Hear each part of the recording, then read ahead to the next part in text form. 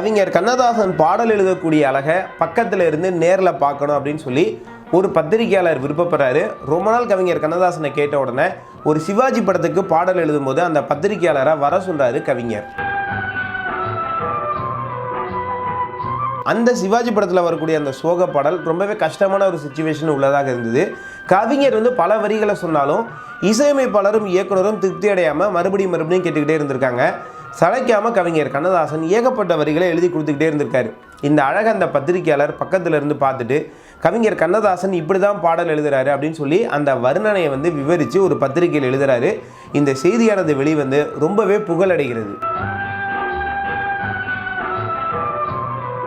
கவிஞர் பல வரிகளை சொல்லியிருந்தாலும் இயக்குனரும் இசையமைப்பாளரும் மறுபடியும் வேற வரிகளை கேட்டது ஏன்? அந்த பத்திரிகையாளர் நேரில் பார்க்கும்போது கவிஞர் கண்ணதாசன் எப்படி இந்த பாடல் எழுதினார், அது என்ன பாடல், இந்த சம்பவம் எப்படி நடந்தது, அதை பற்றி தான் பார்க்க போகிறோம்.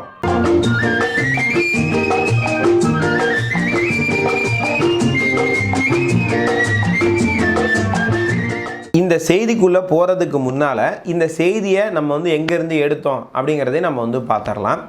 இந்த செய்தியை கவிஞர் யுகபாரதி அவர்களினுடைய இணையதளத்தில் இந்த செய்தி இருக்குது, அதுலேயும் படித்தேன்.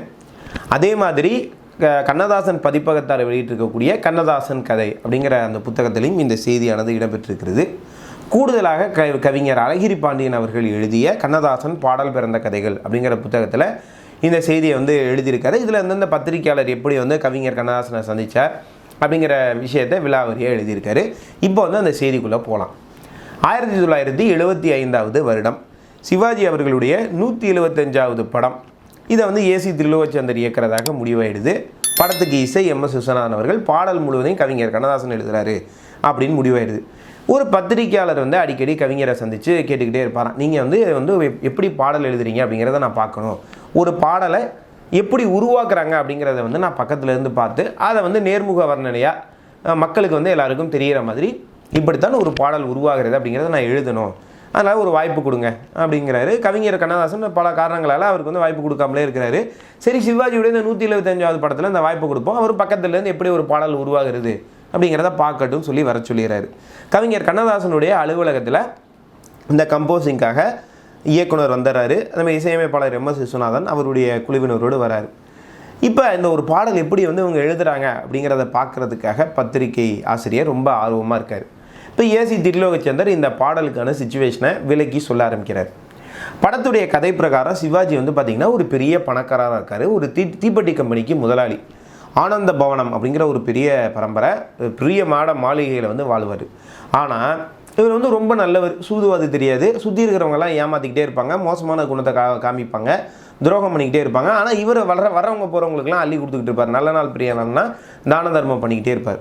தன்னுடைய நிறுவனத்தில் வேலை பார்த்துக்கிட்டு இருக்கக்கூடிய முத்துராமனுக்கு பதவி உயர்வெல்லாம் கொடுத்து அது மேலே கொண்டு வந்துக்கிட்டே இருப்பார். ஒரு கட்டத்தில் தனியாக ஒரு தீப்பெட்டி கம்பெனியை வச்சு கொடுத்துருவார். அந்தளவுக்கு நல்லவர்.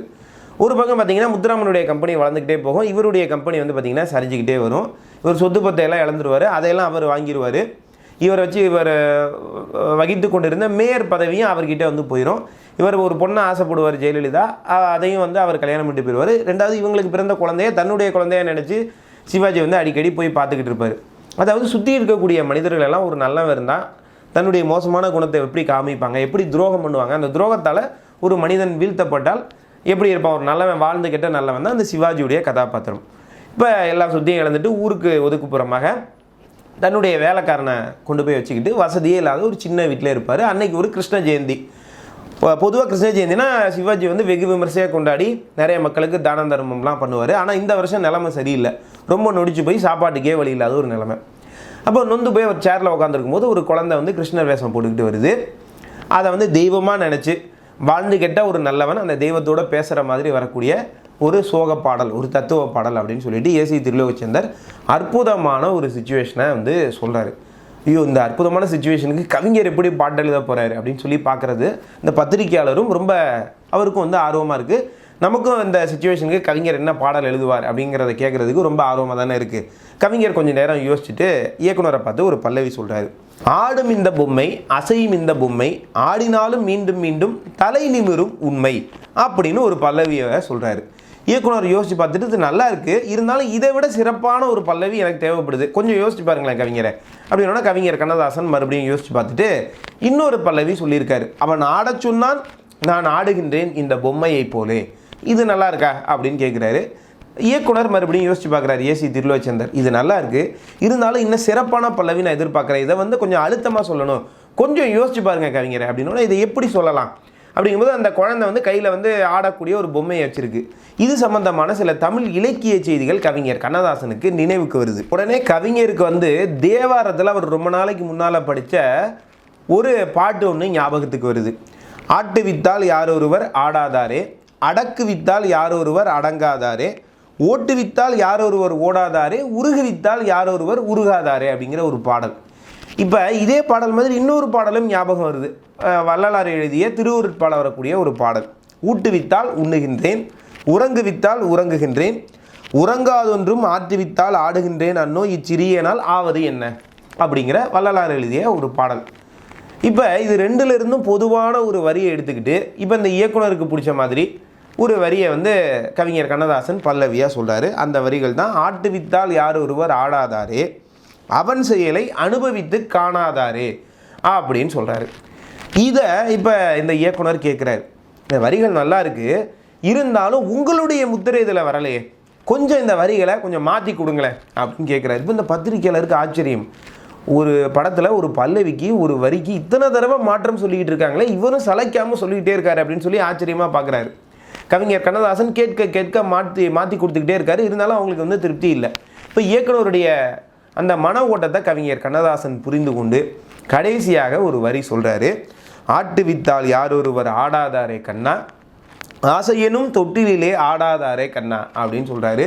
எம்.எஸ். விஸ்வநாதன் அவர்களுக்கு இந்த வரி ரொம்ப பிடிச்சிருது.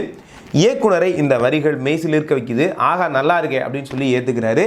இந்த பாடல் தான் சிவாஜி கணேசன் அவர்களுடைய 175வது படத்தில் அவன்தான் மனிதன் படத்தில் இடம்பெற்ற ஒரு முத்திரையான பாடல்.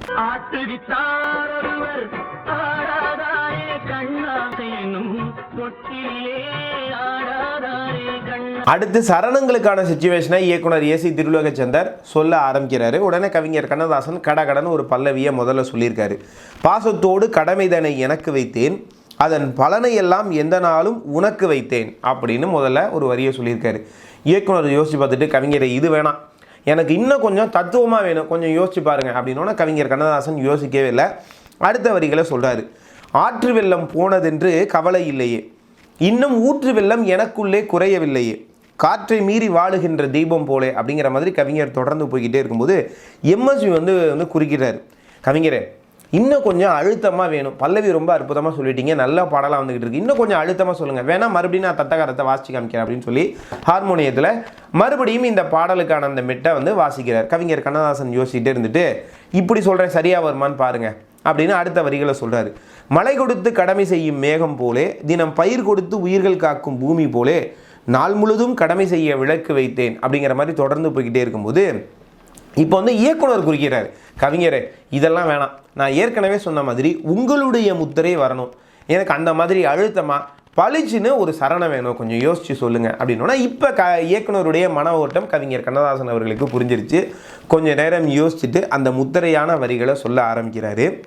நீ நடத்தும் நாடகத்தில் நானும் உண்டு, என் நிழலில் கூட அனுபவத்தின் சோகம் உண்டு, பகைவர்களை நானும் வெல்வேன் அறிவினாலே, ஆனால் நண்பனிடம் தோற்றுவிட்டேன் பாசத்தாலே அப்படின்னு அந்த வரிகளை சொல்லியிருக்காரு. எம்.எஸ். விஸ்வநாதன் அவர்களுக்கு இந்த வரிகள் ரொம்ப பிடிச்சி போச்சு. உங்ககிட்ட இருந்து இதை தான் எதிர்பார்த்தேன், இந்த காட்சிக்கு தேவையான வரிகள் கிடைச்சிருச்சு அப்படின்னு சொல்லி இயக்குனரும் சந்தோஷமாக ஏற்றுக்கிறார்.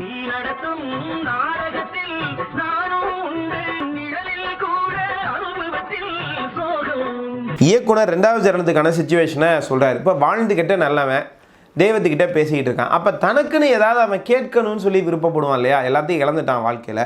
இப்போ இதில் வந்து வரிகள் வேணும் அப்படின்னு சொன்ன உடனே கவிஞர் வந்து யோசிச்சுட்டு அர்ஜுனனும் வில்லெடுத்தான் கீதை கேட்டு அப்படின்னு சொல்லி ஆரம்பிச்சுட்டு அவரே சொல்கிறார், வேணா இது மாதிரி வேணா நான் வேறு மாதிரி சொல்கிறேன்னு சொல்லி யோசிச்சுட்டு இருக்கிறார். இப்போ இந்த பத்திரிக்கையாளருக்கு மனசில் சந்தேகம் என்னென்னா, வாழ்ந்து கேட்டால் ஒரு நல்லவன், தனக்குன்னு அவன் எதுவுமே யோசிச்சதில்லை, மற்றவங்களுக்கு அப்படின்னு சொல்லி வாழ்ந்து இந்த நிலைமைக்கு வந்துட்டான். இப்போ கடைசியாக தெய்வம் வரும்போது எனக்கு இதெல்லாம் வேணும் அப்படின்னு கேட்டுட்டா அந்த கதாபாத்திரத்துடைய நோக்கமே குழம்பிடும் இல்லையா. அப்போ ஆண்டவன் கிட்ட இந்த நல்லவன் வந்து என்ன கேட்க போகிறான் தனக்காக ஏதாவது கடைசியாக கேட்பானா, இல்லை இதையும் வந்து மற்றவங்களுக்காக கேட்பானா, இப்போ கவிஞர் என்ன எழுத போகிறாரு அப்படின்னு சொல்லி இந்த பத்திரிக்கையாளர் அப்படி யோசித்து பார்த்துக்கிட்டே இருக்காரு. கவிஞர் அந்த இடத்துக்கு அற்புதமான வரிகளை வந்து சொல்லியிருக்காரு. அந்த வரிகள் தான், பாஞ்சாலி உன்னிடத்தில் சேலை கேட்டால், அந்த பார்த்தனவன் உன்னிடத்தில் கீதை கேட்டான், நான் இருக்கும் நிலையில் உன்னை என்ன கேட்பேன், இன்னும் நன்மை செய்து துன்பம் வாங்கும் உள்ளம் கேட்டேன் அப்படின்னு சொல்லி ஒரு வரியை வந்து கவிஞர் சொல்கிறாரு. MS விஸ்வநாதன் அவர்களுக்கு இந்த வரிகள் ரொம்பவே பிடிச்சி போச்சு. இயக்குனர் வந்து இந்த வரியை கேட்டு மெய்சில் இழுத்து போயிட்டார். இந்த கதாபாத்திரத்தை பற்றி நம்ம படம் முழுவதும் சொன்னாலும் இந்த 4 வரிகள் அந்த கதாபாத்திரத்தோடைய நோக்கத்தை ரொம்ப அற்புதமாக சொல்லிடுச்சு அப்படின்னு சொல்லிட்டு ரொம்ப சந்தோஷமாக அந்த வரிகளை ஏற்றுக்கிறார். இப்போ கடைசி சரணத்துக்கான சிச்சுவேஷனை வந்து சொல்கிறார். அதாவது ஒரு வாழ்ந்து கெட்ட நல்லவன் சில தத்துவங்களை எல்லாம் சொல்லி முடிக்கிறான், அந்த மாதிரி வரிகள் வேணும் அப்படிங்கிறார். பொதுவாக ஒரு வாழ்ந்து கெட்ட நல்லவனுக்கு வந்து பார்த்திங்கன்னா ஒரு ரோஷம் இருக்கும். நீங்களாம் அயோக்கியத்தனம் பண்ணி வாழ்க்கையில் வந்து முன்னேறிட்டீங்கடா, என்னை வந்து ஏமாற்றிட்டீங்க, அதனால நான் கெட்டு போயிட்டேன்னு நினச்சிக்காதீங்க, நான் என் மனசுக்கு நான் நல்லா தான் இருக்கேன் போங்கடா அப்படிங்கிற மாதிரி ஒரு ரோஷமாக தானே இருப்பான் வாழ்ந்துக்க சலித்த ஒரு கெட்டு போன ஒரு நல்லவன். இப்போ இதுதான் உணர்வு. இதை வந்து வார்த்தைகளில் வந்து சொல்லணும். எப்படி சொல்ல போகிறாரு அப்படின்னு சொல்லி எல்லாருமே ஆர்வமாக பார்த்துக்கிட்டு இருக்காங்க, இந்த பத்திரிக்கையாளர் உட்பட. இப்போ கவிஞர் வந்து தண்ணீரின் அளவு தாமரை போலே அப்படின்னு சொல்லி ஆரம்பிக்கிறாரு வார்த்தைகளை. ஆனால் இயக்குனர் குறுக்கிட்டு, வேணா கவிஞரை, தங்கை படத்தில் இதே மாதிரி நம்ம வந்து வரிகளை பயன்படுத்தின மாதிரி இருக்குது, இது வேணாம் அப்படின்னு உதவி இயக்குனர் குறிக்கிறாரு. அது தங்கை படம் இல்லை, தர்மம் இங்கிய படத்தில் தான் இந்த மாதிரி நம்ம பாட்டு எழுதணும் கவிஞரை வச்சு, ஆனால் அது வந்து நம்ம படமாக்கம்லே வச்சுருக்கோம் அப்படின்னு உங்களுக்குள்ளே பேசிக்கிட்டே இருக்காங்க. அதுக்குள்ளே அவங்க என்ன எதிர்பார்க்குறாங்க அப்படிங்கிறத கவிஞர் கண்ணதாசன் புரிஞ்சுக்கிட்டு இப்போ வந்து வரிகளை கொடுக்குறாரு. அதாவது வாழ்ந்து கெட்டு போன ஒரு நல்லவன் ஒரு தத்துவத்தை பேசிக்கிட்டே இருக்கும்போது அதை எப்படி வந்து முடிப்பான் அப்படிங்கிறதுக்கான வரிகளை சொல்கிறாரு பாருங்கள்.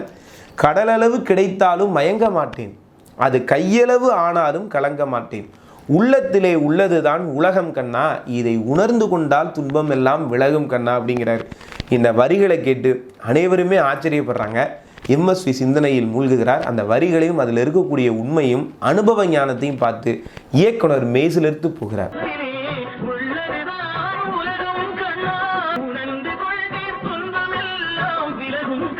கெட்டவனாக இருக்கிறதுனால ஒருத்தன் நிரந்தரமாக வாழ்ந்ததும் கிடையாது, நல்லவனாகவே இருக்கிறதுனால ஒருத்தன் வந்து கெட்டு போகிறதும் கிடையாது. சந்தோஷம் அப்படிங்கிறது மனம் சார்ந்தது தானே ஒழிய பணம் சார்ந்ததில்லை. நீ நினச்சா உன் மனசில் நீ சந்தோஷமாக இருக்க முடியும்.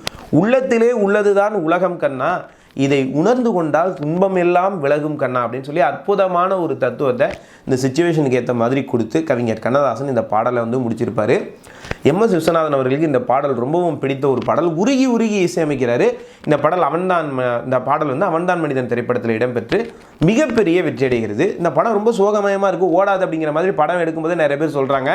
ஆனால் அந்த விமர்சனங்களை எல்லாம் கடந்து பல நாட்கள் வெற்றிகரமாக ஓடி சிவாஜிக்கு வந்து 1975 ஒரு மிகப்பெரிய வெற்றி படமாக இது வந்து அமைந்தது. இந்த பொதுவாக பார்த்திங்கன்னா இந்த நல்லவன் கெட்டு போய் உலக உண்மைகளெல்லாம் உணர்ந்து பாடக்கூடிய பாடல் அப்படின்னு பார்த்திங்கன்னா நிறைய பாடல்கள் இருக்காது.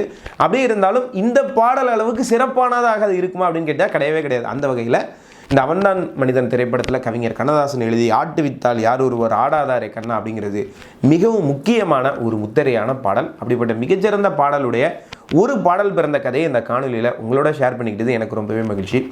இந்த யூடியூப் சேனல் உங்களுக்கு பிடிச்சிருக்கு அப்படின்னு சொன்னால் அந்த சேனலை சப்ஸ்கிரைப் செய்யுங்கள் நேயர்களே. மறுபடியும் அடுத்த காணொலியில் உங்களையெல்லாம் சந்திக்கும் வரை உங்களிடமிருந்து விடைபெறுவது உங்கள் அன்பு நண்பன் துரை சரவணன். நன்றி, வணக்கம், வாழ்க தமிழ்.